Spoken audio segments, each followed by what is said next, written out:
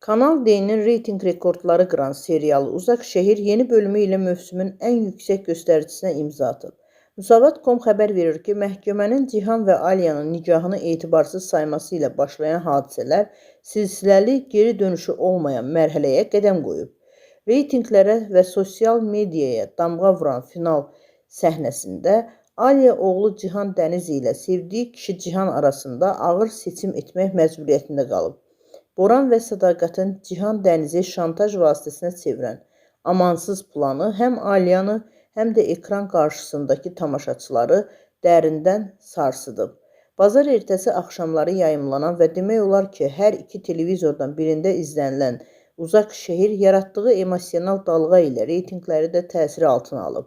Fenomen serial yeni bölümü və xüsusilə bütün tamaşaçı kateqoriyalarında ilk iki pillədə qərarlaşıb.